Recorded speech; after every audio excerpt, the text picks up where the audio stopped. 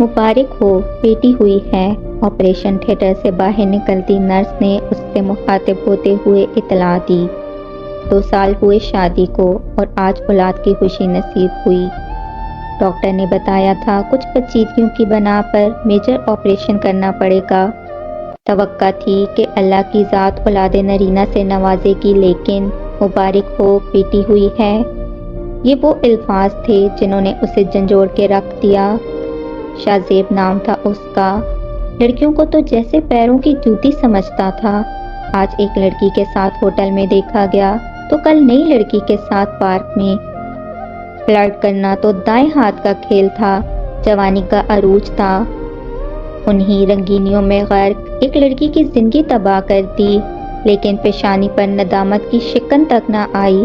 روز کا معمول جو ٹھہرا تھا۔ بات جب شادی تک پہنچی تو لڑکی کو یہ کہہ کر دامن بچا لیا کہ گھر والے نہیں مان رہے۔ حقیقت میں خود نہیں چاہتا تھا ایسا۔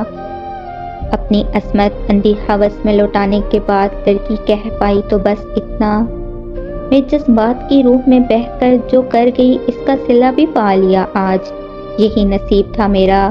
ہاں، اللہ پاک سے دعا ہے، مجھے تو میری کی سزا ملنی ہی ہے، لیکن تمہیں تمہارے نصیب میں اگر اولاد ہے تو دعا ہے پہلی اولاد بیٹی ہو۔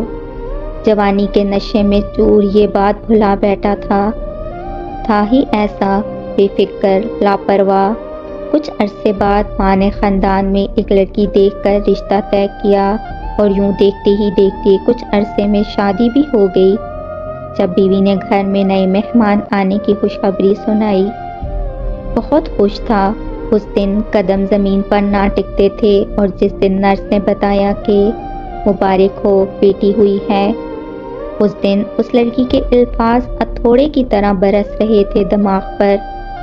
کیا میری بیٹی میرا بدلہ چکائے گی؟ ایک ٹیس سی اٹھی سینے میں۔ میری بیٹی معصوم ہے، وہ بھلا کیوں چکائے گی؟ آنسو رواں تھے آنکھوں سے، لڑیوں کی صورت دامن میں جذب ہو رہے تھے۔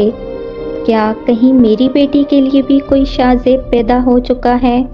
کیا میرا کیا یہ معصوم سہے گی؟ الفاظ نہیں تھے، ہتھوڑے تھے جو برس رہے تھے۔ سینے میں ٹیس بڑھتی جا رہی تھی۔ آس پاس سے گزرنے والے حیرت کی تصویر بنے ہوئے تھے۔ نہیں میرے مولا، میرے گناہوں کی سزا مجھے دینا، میری بیٹی کو نہیں۔ بڑبڑاتا ہوا کرسی سے اٹھا اور مسجد کی جانب لپکا۔ درد کی شدت اس قدر تھی کہ شاید سینہ پھٹنے والا تھا، لیکن پرواہ ہی کب تھی۔ من چاہ رہا تھا چیخے چلائے، لیکن آواز کہیں دور اپنے ہی کیے کے بوجھ تلے دفن تھی حلق میں، اور پھر گر پڑا سجدے میں۔ بس روئے جا رہا تھا بچوں کی طرح بلک بلک کے، بنا کچھ بولے، بنا کچھ کہے۔ مبارک ہو، بیٹی ہوئی ہے۔